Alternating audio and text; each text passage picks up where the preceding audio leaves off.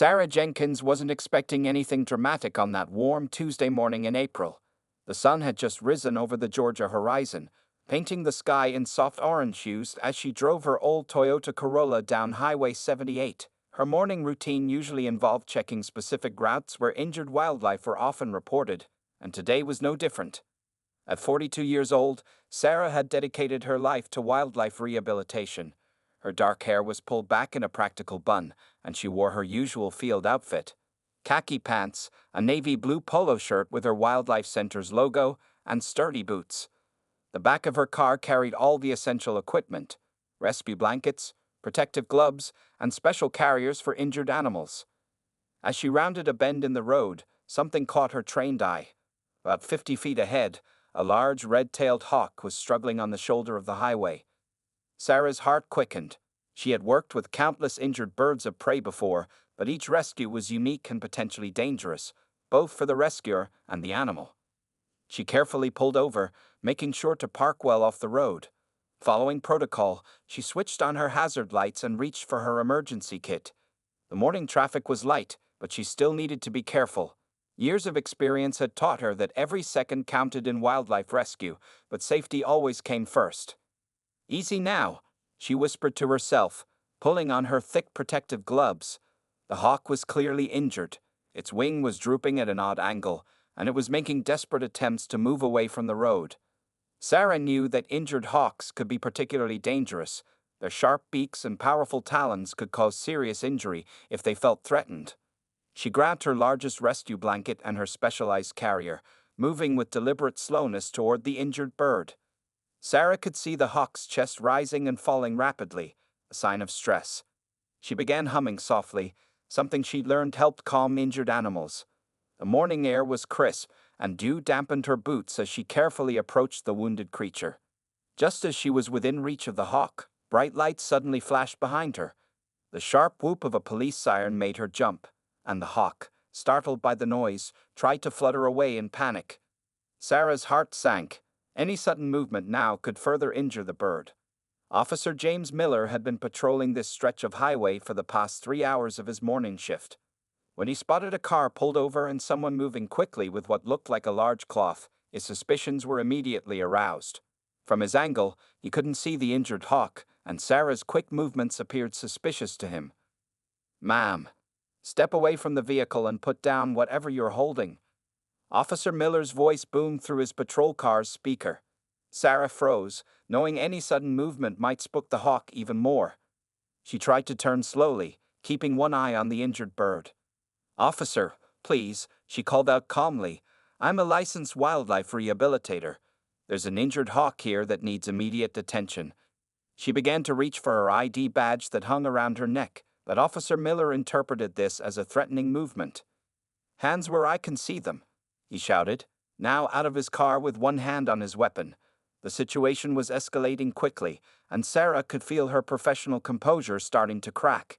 Years of dealing with injured animals had taught her to remain calm in tense situations, but this was different. The hawk, confused and frightened by all the commotion, made a desperate attempt to move, causing itself more injury in the process. Sarah watched helplessly as the bird struggled, torn between following the officer's commands and helping the injured animal.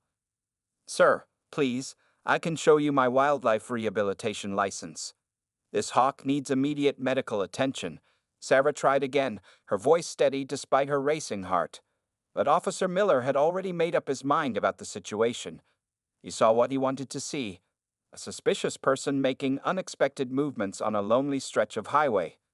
As the morning traffic began to pick up, more cars slowed down to watch the scene unfold. Sarah Jenkins, who had spent the last 20 years saving countless animals, found herself being handcuffed next to her car, while the injured hawk she had stopped to save struggled helplessly just a few feet away. The absurdity of the situation wasn't lost on her, but at that moment, all she could think about was the suffering animal she wasn't being allowed to help. Little did she know, this incident would soon become a turning point not just in her life, but in her entire community's approach to both wildlife conservation and social justice. The fluorescent lights of the police station buzzed overhead as Sarah Jenkins sat on the hard plastic chair, her hands still showing traces of dirt from her attempted rescue. 3 hours had passed since her arrest, and the wildlife rehabilitator's thoughts kept returning to the injured hawk she had been forced to abandon on the highway. Officer Miller stood at his desk, filling out paperwork while occasionally glancing at Sarah with a mixture of suspicion and confusion.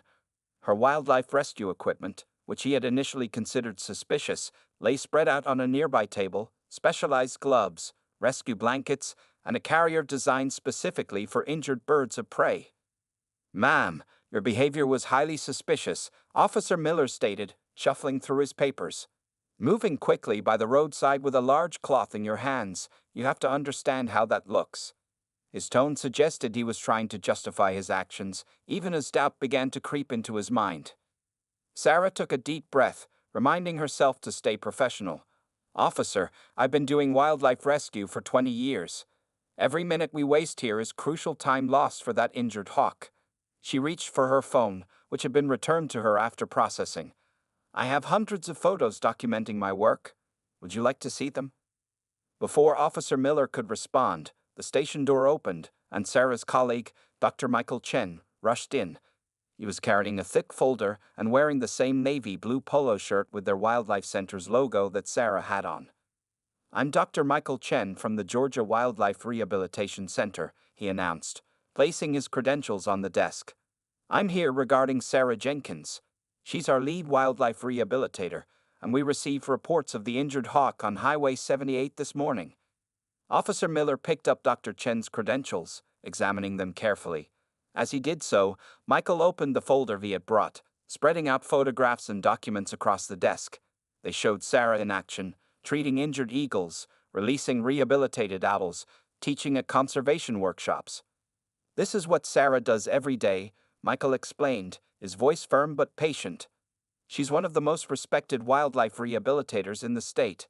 "That's suspicious behavior you reported." "That's our standard approach protocol for injured raptors. The blanket you confiscated is specially designed for safe bird handling." The officer's expression began to shift as he looked through the documentation. His earlier certainty was visibly wavering. Another officer, who had been listening nearby, walked over to examine the photos. "Wait a minute," the second officer said, picking up one of the pictures. "I saw you on the local news last month. You were the one who rescued those baby otters from the storm drain." Sarah nodded, feeling a glimmer of hope. "Yes, that was me. We rehabilitated them and released them back into the wild last week." She pulled up the release video on her phone, showing the healthy otters returning to their natural habitat. As the officers watched the video, the atmosphere in the station began to change. Other officers gathered around, asking questions about her work. Sarah answered each one patiently, even as her mind kept returning to the injured hawk. "Officer Miller," she said, turning to face him directly, "I understand you were doing your job, but right now, there's an injured hawk out there that needs help. Would you be willing to escort me back to the location? I can show you exactly how we safely handle injured wildlife." Miller looked at his watch, then at the documentation spread across his desk. The realization of his mistake was evident on his face. "I'll do better than that," he said finally. "I'll call our dispatch to see if anyone has spotted the hawk in the area. We can get there faster with police escort." As they prepared to leave the station, Sarah noticed a small crowd had gathered. Word had spread about the wildlife rehabilitator in custody, and several officers were now offering to help in the search for the injured hawk. Walking to the police car, Sarah felt a mix of emotions: frustration at the lost time, hope for finding the hawk, and a strange sense that perhaps something good might come from this misunderstanding. As Officer Miller opened the car door for her, this time as an ally rather than an arrestee, she heard him say quietly, "I'm sorry about the misunderstanding, Ms. Jenkins. Let's go find that hawk."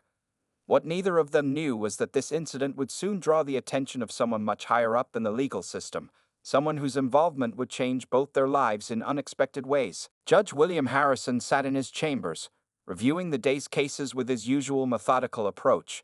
At 65, with silver hair and wire-rimmed glasses, he had presided over thousands of cases in his 30-year career.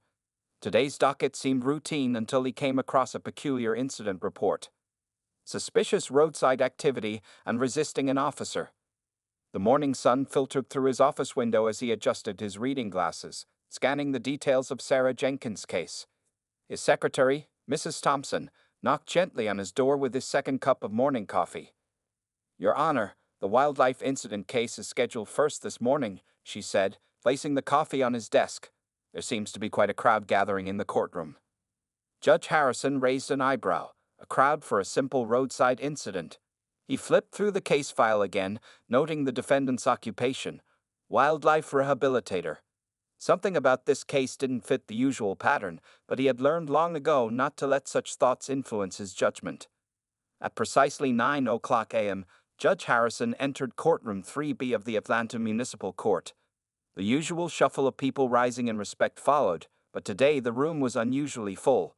He noticed several people wearing navy blue polo shirts with what appeared to be a Wildlife Center logo. Case number 2024 CR 475, State versus Sarah Jenkins, the court clerk announced. Sarah stood at the defendant's table, her posture straight and professional. Unlike most defendants, who typically appeared nervous or defiant, she projected a calm confidence. Her attorney, James Martinez, stood beside her with a surprisingly thick case file. "Your Honor," Martinez began, "before we proceed, I'd like to submit some additional documentation regarding my client's professional status and the circumstances of this incident." Judge Harrison nodded, maintaining his stern demeanor. "Proceed, counselor." As the bailiff brought forward the documents, something unexpected caught the judge's eye. On the front page was a photograph of Sarah Jenkins receiving the governor's award for environmental conservation. The date showed it was from just 3 months ago. "Your Honor," Martinez continued, "Ms. Jenkins was performing her licensed and legal duties as a senior wildlife rehabilitator when this unfortunate misunderstanding occurred. We have Officer Miller here today, who wishes to amend his original report." Judge Harrison watched as Officer Miller approached the witness stand. The police officer seemed different from the confident law enforcement official who had filed the original complaint. There was a hint of regret in his voice as he spoke. "Your Honor, I wish to revise my statement regarding the events of that morning," Officer Miller said. "After learning about Ms. Jenkins' work and witnessing her dedication firsthand during our search for the injured hawk, I realize I made an error in judgment." The courtroom remained silent as Officer Miller described how he and Sarah had worked together after her release, successfully locating and rescuing the injured hawk. The bird was now recovering at the Wildlife Center. Judge Harrison removed his glasses, a habit he had when something challenged his preconceptions. In his 3 decades on the bench, he had developed certain patterns of thought, certain ways of categorizing cases and people. But today, those patterns were being disrupted. "Ms. Jenkins," he said, addressing her directly, "would you care to explain your version of the events?" Sarah stood, her voice clear and steady. "Your Honor, every morning, I patrol specific routes where injured wildlife are often reported. That morning, I spotted an injured red-tailed hawk. These birds require immediate professional attention when injured. Every minute can mean the difference between life and death." As she spoke about her work, her passion for wildlife conservation was evident. She explained the proper rescue procedures, the specialized equipment she used, and the importance of quick response in wildlife emergencies. Judge Harrison found himself becoming increasingly interested. This wasn't the usual case of roadside misconduct he had initially assumed it to be. Here was someone who had dedicated her life to protecting and saving wildlife, caught up in a system that had failed to recognize her legitimate work. The morning sun had risen higher now, streaming through the courtroom windows. Judge Harrison looked at the documentation again, then at Sarah Jenkins, then at Officer Miller. In his mind, a decision was forming, one that would go beyond simply dismissing the charges. What he was about to say next would not only change the course of this case, but would also mark a significant turning point in his own judicial career and understanding of justice. The courtroom atmosphere grew tense as Sarah's attorney, James Martinez, rose to present their full defense. The projector screen behind him flickered to life, displaying a series of compelling images that would change the entire direction of the case. "Your Honor," Martinez began, gesturing to the screen, "I'd like to present evidence of Ms. Jenkins' extensive work in wildlife conservation." The first image showed Sarah in a graduate ceremony, receiving her PhD in wildlife biology from the University of Georgia 20 years ago. Judge Harrison leaned forward in his chair, his reading glasses perched on the edge of his nose. The images continued to scroll. Sarah treating injured eagles, rehabilitating wounded deer, releasing recovered owls back into the wild. Each photograph was dated and documented, showing 2 decades of dedicated service to wildlife conservation. Ms. Jenkins isn't just any wildlife rehabilitator, Martinez continued, his voice growing more confident. She's the founder and director of the largest wildlife rehabilitation center in our state. Last year alone, her center saved over 3,000 injured animals. The next slide showed newspaper clippings. Headlines read, "Local hero saves endangered species," "Wildlife expert leads revolutionary conservation program," and "State awards top honor to wildlife advocate." Sarah sat quietly at the defense table, her hands folded in her lap, letting her life's work speak for itself. But perhaps most relevant to today's case, Martinez said, pulling out a thick folder, is this. He handed the document to the bailiff, who passed it to Judge Harrison. This is the official protocol for roadside wildlife rescue, developed by Ms. Jenkins herself and adopted by 5 neighboring states. Judge Harrison studied the document carefully. His expression, usually stern and unreadable, showed a flicker of interest as he reviewed the precise procedures that Sarah had been following on the morning of her arrest. "Your Honor," Martinez continued, "on the day in question, Ms. Jenkins was following these exact protocols. The suspicious blanket mentioned in the police report was, in fact, a specialized rescue blanket designed specifically for handling injured raptors. The suspicious movements were standard approach techniques meant to minimize stress on injured wildlife." At this point, Dr. Michael Chen, Sarah's colleague, was called to the witness stand. As the center's chief veterinarian, he provided expert testimony about the critical nature of their work. In wildlife rescue, especially with injured birds of prey, timing is everything, Dr. Chen explained. The hawk Ms. Jenkins was attempting to rescue that morning suffered additional injuries due to the delay caused by her arrest. While we eventually managed to save it, the bird's recovery time doubled because of the interrupted rescue. The courtroom murmured as Dr. Chen showed x-rays of the hawk's injuries. The images clearly displayed how the initial wing fracture had been compounded by the bird's panicked attempts to flee during the police intervention. Martinez then called an unexpected witness, a local farmer whose livestock had been threatened by coyotes. The farmer, Tom Wilson, spoke about how Sarah's wildlife center had humanely relocated the coyotes, saving both the predators and his farm animals. "She doesn't just save animals," Wilson testified, his voice rough with emotion. "She finds solutions that work for everyone, wildlife and people alike. When others wanted to kill those coyotes, Ms. Jenkins found a way to move them safely to a natural area where they wouldn't threaten livestock." As the defense presentation continued, more community members came forward to testify. A third-grade teacher described how Sarah's educational programs had inspired her students to become environmental stewards. A state park ranger detailed how her rehabilitation programs had helped restore endangered species to their natural habitats. Judge Harrison watched as the full scope of Sarah Jenkins' impact on the community unfolded before him. This wasn't just about one incident on a highway anymore. It was about recognizing how prejudice and assumptions could blind people to the valuable work being done in their own community. The final piece of evidence was a video showing Sarah releasing a rehabilitated bald eagle back into the wild. The majestic bird soared into the sky as a crowd of onlookers cheered. The timestamp showed this release had happened just 1 week before her arrest. As Martinez concluded his defense, the courtroom fell silent. Judge Harrison removed his glasses, cleaning them thoughtfully with his handkerchief, a habit many had come to recognize as a sign that he was deeply contemplating what he'd heard. What would happen next would not only change Sarah's life, but would transform the entire community's approach to wildlife conservation and social justice. The revelation that transformed Judge Harrison's perspective came not through the impressive credentials or the expert testimonies, but through a simple video clip that Sarah's attorney played next. The footage, captured by a passing motorist's dashboard camera on the morning of Sarah's arrest, showed the entire incident from an unbiased perspective. "Your Honor," Martinez said softly, "please watch carefully." The courtroom fell silent as the video played. In the grainy footage, they could clearly see Sarah's careful approach to the injured hawk. Her movements, which Officer Miller had interpreted as suspicious, now appeared obviously professional and deliberate. The hawk's injured wing was clearly visible, and Sarah's attempts to help the bird were unmistakable. Judge Harrison leaned forward, his reading glasses sliding down his nose as he watched.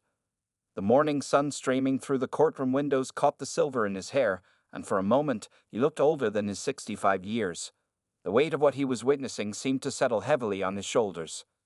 "Stop the video there," he commanded suddenly, pointing to a specific frame. "Ms. Jenkins, would you explain what you're doing at this exact moment?" Sarah stood, her voice steady and clear. "At that point, Your Honor, I was using a technique called defensive positioning. It protects both the rescuer and the injured bird. The hawk was in severe distress, and any sudden movement could have caused it to injure itself further." The judge nodded slowly, then asked something unexpected. "And what happened to the hawk?" Sarah's professional composure cracked slightly, and for the first time that day, emotion crept into her voice. "The hawk didn't survive, Your Honor. The additional stress and delayed treatment proved too much. We tried everything we could at the center, but," she paused, collecting herself, "that was the first rescue I've lost in over 2 years." A heavy silence fell over the courtroom. Judge Harrison removed his glasses, placing them carefully on his bench. His next words surprised everyone present. "In my 30 years on this bench," he began, his voice unusually soft, "I prided myself on being able to read people and situations correctly. But today, I realize that pride may have been misplaced." He looked directly at Sarah. "Sometimes, what we think we see is colored by our own prejudices and preconceptions." The judge then did something unprecedented.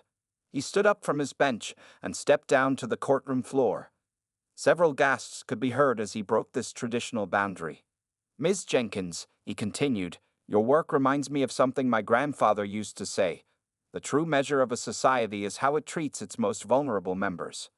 He was talking about people, but I believe it applies to all living creatures. He turned to address the entire courtroom. "What we witnessed today is not just about a misunderstanding on a highway. It's about how quickly we jump to conclusions, how easily we let our biases cloud our judgment, and how these prejudices can have real, tragic consequences." The hawk's death seemed to weigh heavily on everyone present. Officer Miller, still seated in the witness area, looked down at his hands, his discomfort visible. Judge Harrison returned to his bench and picked up his gavel, but he wasn't quite finished speaking. "Before I make my ruling, I want to share something personal. This morning, I looked at this case file and made assumptions.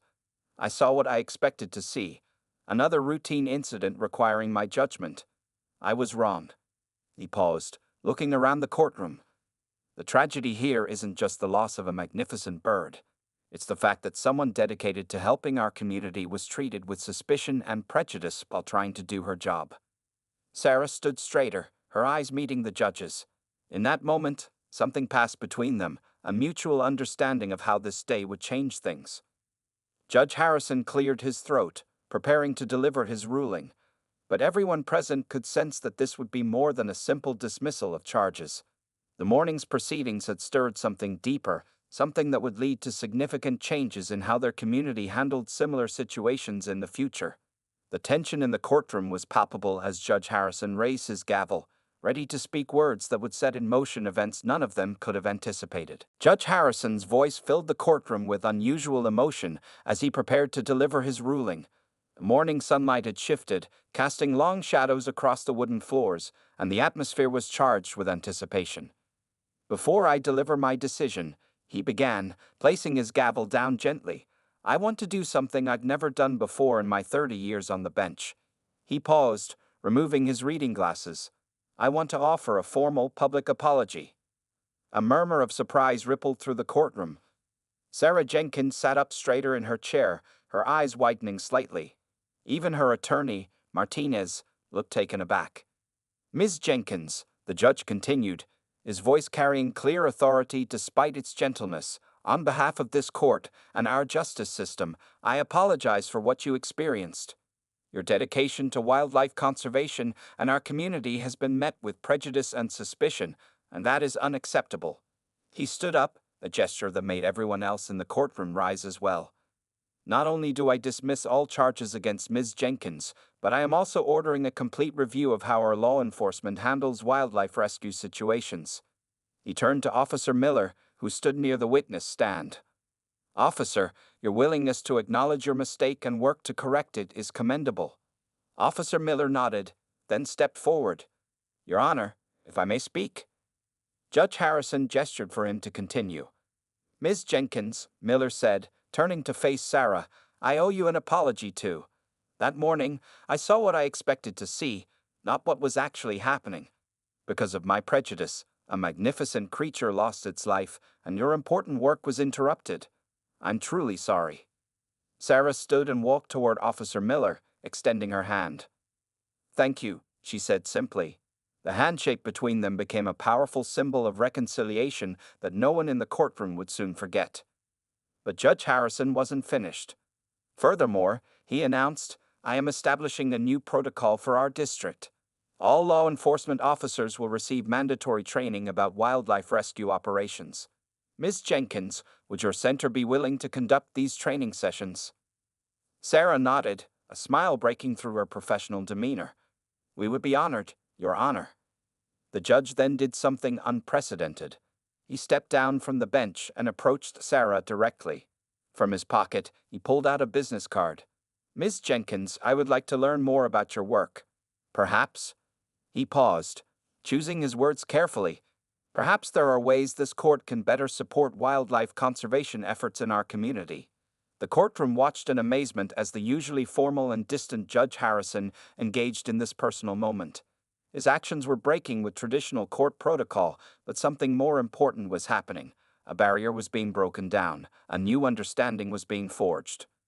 In addition, the judge continued, returning to his bench, "I am ordering the creation of a special task force to review and improve our community's response to wildlife emergencies. This task force will include law enforcement, wildlife experts, and community members." He looked directly at Sarah. "Ms. Jenkins, I would like you to head this initiative." Sarah's voice was steady but filled with emotion as she responded, "I would be happy to serve, Your Honor." The judge picked up his gavel one final time. "Let the record show that all charges against Sarah Jenkins are dismissed. But let it also show that today marks the beginning of a new approach to wildlife conservation in our community." He struck the gavel with finality. "Court is adjourned." As people began to file out of the courtroom, Judge Harrison called out one last time, "Ms. Jenkins, could you stay behind for a moment?" The courtroom slowly emptied, leaving Sarah, Judge Harrison, and a few court officers. The judge stepped down from his bench again, this time looking more like a concerned citizen than a judicial authority. "I have a question," he said quietly. "That hawk, is there anything we could have done differently?" Sarah appreciated his genuine concern. "Every rescue teaches us something, Your Honor. Perhaps this one taught us our most important lesson yet." As they stood there, discussing ways to prevent similar tragedies in the future, neither of them realized that this conversation would lead to something much bigger than either of them had imagined. A partnership that would change not just their community, but serve as a model for others across the country. 3 months after the courtroom incident, Sarah Jenkins stood before a packed auditorium at the Atlanta Police Academy. The room was filled with police officers, wildlife officials, and community leaders. Judge Harrison sat in the front row, nodding encouragingly as Sarah began her presentation. "Today marks the first official training session of the Wildlife and Law Enforcement Partnership Program," Sarah announced, her voice confident and clear. The screen behind her displayed images of successful wildlife rescues, including several that have been accomplished with police assistance since the new program began. In the months following the court case, Judge Harrison had become more than just a supporter of wildlife conservation. He had become its champion within the legal system. His own transformation had inspired others in positions of authority to examine their prejudices and change their approaches. "Thanks to Judge Harrison's initiative," Sarah continued, gesturing toward him, "we've already trained over 200 officers in basic wildlife rescue procedures." She clicked to the next slide, showing Officer Miller demonstrating proper rescue techniques to a group of his fellow officers. "And we've had some remarkable successes." The audience watched attentively as Sarah shared the story of their most recent triumph. Just last week, a police officer who had completed the training had properly identified and assisted with a bald eagle rescue. The officer's body cam footage showed him following the exact protocols Sarah had taught, resulting in a successful rescue and rehabilitation. Judge Harrison stood up to take his turn at the podium. His silver hair caught the light as he adjusted his reading glasses. When Ms. Jenkins and I first discussed this partnership, we hoped to prevent future misunderstandings. What we created instead is something far more powerful, a model of community cooperation that serves both wildlife and people. He went on to explain how the program had expanded beyond just wildlife rescue training. They had established a 24-hour wildlife emergency hotline, created a legal fund to support environmental justice initiatives, and developed a community education program that reached into local schools. Officer Miller, now a certified wildlife response coordinator, shared his perspective next.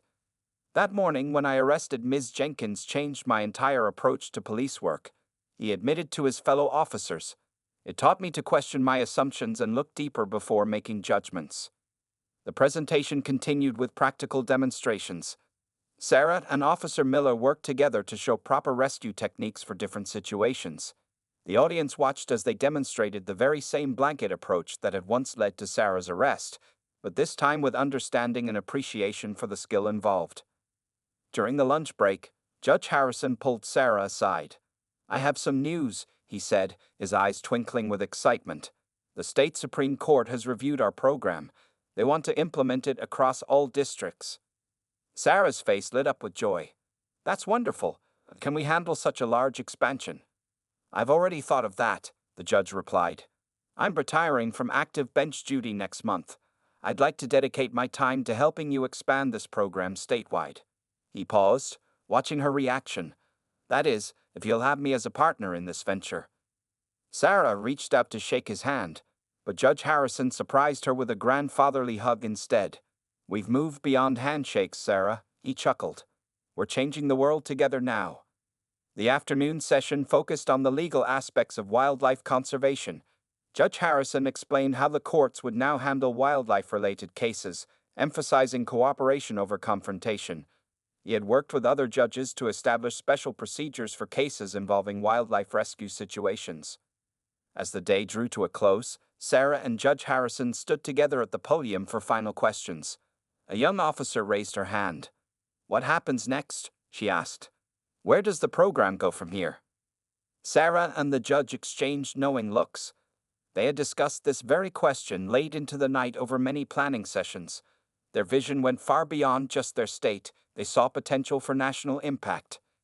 "Next," Sarah answered, "we show the world that when people from different backgrounds work together, we can create positive change that benefits everyone." She smiled at Judge Harrison. Sometimes the most powerful partnerships come from the most unexpected situations. As the applause filled the auditorium, both Sarah and Judge Harrison knew that this was just the beginning. Their unlikely partnership, born from a morning of misunderstanding, was growing into something that would change countless lives, both human and animal, for years to come. 1 year after Sarah Jenkins' arrest on that fateful morning, the Georgia Wildlife Justice Initiative celebrated its first anniversary. The grand ballroom of the Atlanta Conservation Center was filled with faces both familiar and new: police officers, wildlife experts, community leaders, and supporters from across the country. Judge William Harrison, now retired from the bench but more active than ever, stood at the podium looking out at the crowded room. His silver hair was neatly combed, and his eyes sparkled with pride behind his reading glasses. Beside him stood Sarah Jenkins, looking professional in her organization's new uniform, a forest green blazer with the Wildlife Justice Initiative logo. 1 year ago, Judge Harrison began, his voice carrying the same authority it had in his courtroom days. A misunderstanding led to an opportunity. Today, we celebrate not just what we've accomplished, but how far we've come as a community. The screens behind them displayed impressive statistics. Over 1,000 police officers trained in wildlife rescue procedures, 847 successful animal rescues with law enforcement cooperation, and wildlife response programs established in 12 other states. But the numbers told only part of the story.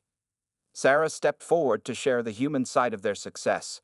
"Last month, one of our trained officers helped rescue an injured mother deer and her fawn. she said, clicking to show the bodicam footage. The same officer who once might have viewed the situation with suspicion now knew exactly how to help. The audience watched as the video showed Officer Maria Rodriguez, a recent graduate of their program, carefully approaching the injured deer while calmly instructing bystanders. The rescue was a perfect example of their training in action. Officer Miller, who had become one of the program's most passionate advocates, took his turn at the podium. "That morning when I arrested Ms. Jenkins changed my life," he said, his voice sincere. "Now, I train other officers to see beyond their first impressions, to understand that sometimes the most suspicious-looking situations are actually moments of humanity at its finest." The celebration included several surprise announcements. The governor's office had approved funding to expand the program statewide. 3 major universities had incorporated their wildlife response training into their criminal justice programs. But the biggest surprise came from an unexpected source. A representative from the National Law Enforcement Training Center stood up to make an announcement. "We've been watching your program carefully," she said, addressing Sarah and Judge Harrison. "The Department of Justice has approved your wildlife response protocol as a national training model. We'd like to implement it across all 50 states." The room erupted in applause. Sarah and Judge Harrison exchanged emotional looks, remembering how this all started with a misunderstanding and an injured hawk.